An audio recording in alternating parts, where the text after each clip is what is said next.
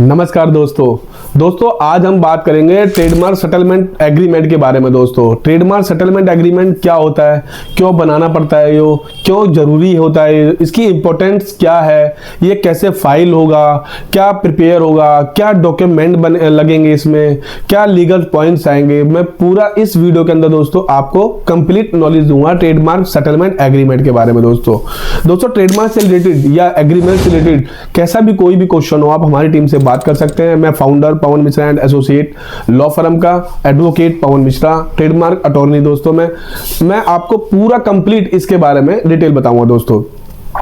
दोस्तों सबसे पहले सेटलमेंट का मीनिंग आपको पता है, कोई भी दो पार्टी होती है, दो पार्टियों के बीच में यानी फर्स्ट पार्टी सेकंड पार्टी के बीच में किसी भी टाइप का डिस्प्यूट होता है। जी हाँ दोस्तों, डिस्प्यूट मतलब लड़ाई झगड़ा टाइप का होता है बिजनेस को लेके,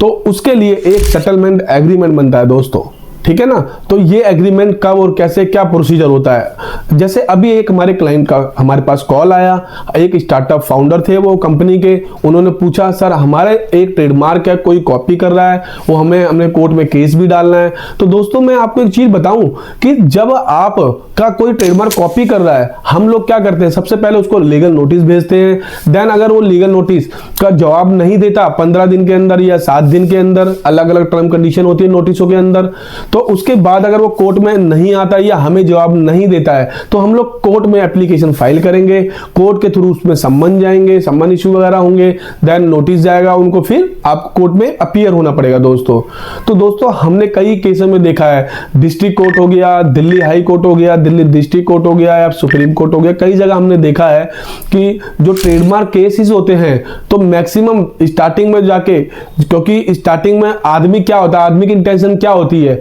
कि उसका बदला लेने की इंटेंशन रहती है, जो उसकी इंटेंशन रहता है, जो उसका माइंड रहता है, वो यही कहता है कि मैं इसको छोड़ूंगा नहीं, मैं इसको देख लूंगा, मैं इसके बिजनेस का ऐसे कर दूंगा, मैं इसके बिजनेस को बंद करवा दूंगा, इसके बिजनेस को मैं मतलब पूरा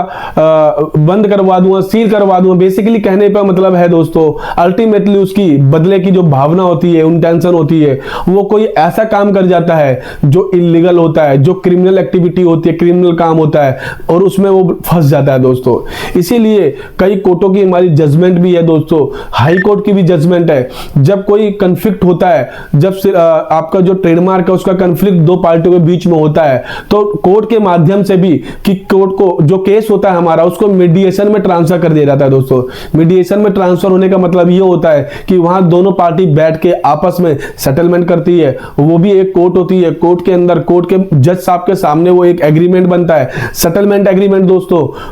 पूरी जो टर्म कंडीशन होती है दोनों पार्टी की, first party and second party, पूरी टर्म कंडीशन उसमें मेंशन होती है दोस्तों।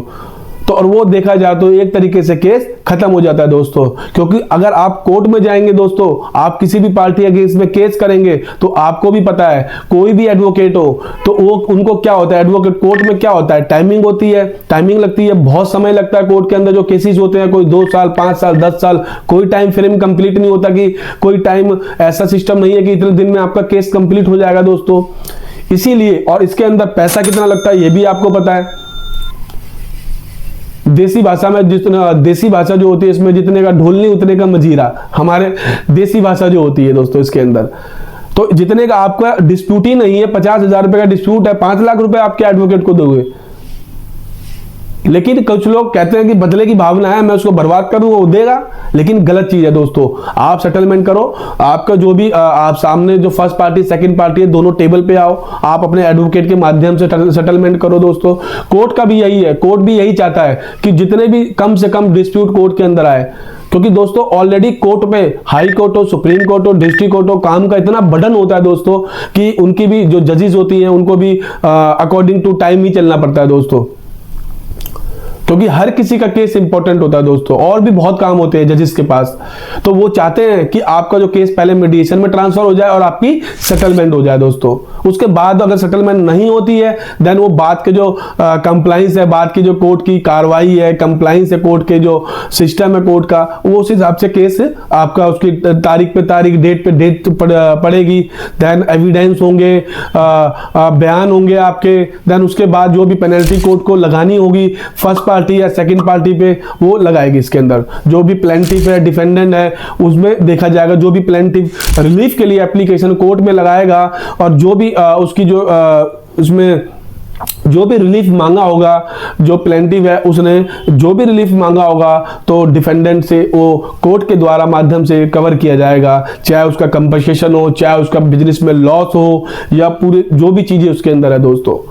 तो दोस्तों मेरा मानना यह है कि आपका कोई भी किसी पार्टी से डिस्प्यूट चल रहा है, आज की डेट में भी कोर्ट में कोई केस चल रहा है दोस्तों, क्योंकि जो ईगो है, आदमी ईगो के चक्कर में अपना बिजनेस पूरा खराब कर बैठता है, सामने वाले को नीचे गिराने के चक्कर में वो खुद भी नीचे गिर जाता है दोस्तों। वो सोचता है मैं उसका बिजनेस बर्बाद कर दूंगा तो सामने वाले का बिजनेस बर्बाद हो जाता है। क्यों? क्योंकि वो अपने बिजनेस के बारे में सोच नहीं पाता। उसका जो दिमाग होता है, उसका जो माइंडसेट होता है, उसका माइंडसेट यही होता है कि मैं उसको बर्बाद कर दूंगा दोस्तों। लेकिन ये चीज गलत है दोस्तों। आप अपने बिजनेस में ध्यान दीजिए दोस्तों। जितना आप उसके लिए समय निकाल लें सोचने के लिए, आप उतना समय अपने काम के लिए निकालेंगे तो आप ऑलरेडी कितना आगे पहुंच जाएंगे दोस्तों, ये आपको भी नहीं पता। तो अगर आपका कोई भी डिस्प्यूट आज की डेट में दिल्ली हाई कोर्ट या कोई डिस्ट्रिक्ट कोर्ट, किसी भी आपके जो स्टेट की डिस्ट्रिक्ट कोर्ट है, किसी भी स्टेट से आप हो चल रहा है, तो आप सेटलमेंट एग्रीमेंट जरूर बनवा सकते हैं दोनों पार्टी आपस में बैठ के में दोस्तों, कि जिससे कि दोनों पार्टी के बीच में कोई प्रॉब्लम, कोई डिस्प्यूट, कोई कंफ्लिक्ट पैदा फर्दर ना हो दोस्तों। तो इसका बहुत ध्यान रखना है दोस्तों। अगर आपका भी कोई ट्रेडमार्क से रिलेटेड कोई भी क्वेश्चन है, ट्रेडमार्क फाइलिंग, ट्रेडमार्क ऑब्जेक्शन का रिप्लाई कैसे फाइल होगा, ट्रेडमार्क की हियरिंग कैसे अटेंड होनी है, ट्रेडमार्क के जो एविडेंस है वो कैसे फाइल होंगे, ठीक है ना दोस्तों। ट्रेडमार्क का आपका रूल, जो रूल 45 है, रूल 46, रूल 47 कैसे फाइल होगा, ट्रेडमार्क का जो इंफ्रिंजमेंट का केस है कोर्ट में कैसे फाइल होगा, जो कोर्ट में जो स्टे ऑर्डर कैसे मिलेगा, सामने वाली पार्टी आपका कॉपी कर रही है माल, आपका माल बेच रही है कॉपी करके, आपके जो बिजनेस है उसको काफी लॉस हो रहा है, सामने वाला उसका प्रॉफिट ले रहा है, ये कैसे होगा, ये सारी डिटेल आप हमारी टीम के माध्यम से पता कर सकते हैं। आपको थंबनेल पर नंबर मिल जाएगा। आपका ट्रेडमार्क से रिलेटेड कोई भी क्वेश्चन हो, आप हमारे उस मैसेज पे आप उसको जो भी क्वेरी हो आप लिख के डालिए। हमारी टीम 24 से 48 घंटे के अंदर आपसे कनेक्ट होगी और बेटर से बेटर सॉल्यूशन प्रोवाइड किया जाएगा दोस्तों आपको। तो दोस्तों ना मैं ज्यादा टाइम लेता है, इस वीडियो को मैं यहीं विराम करूंगा। प्लीज इस वीडियो को लाइक करें, सब्सक्राइब करें और शेयर जरूर करें दोस्तों। धन्यवाद।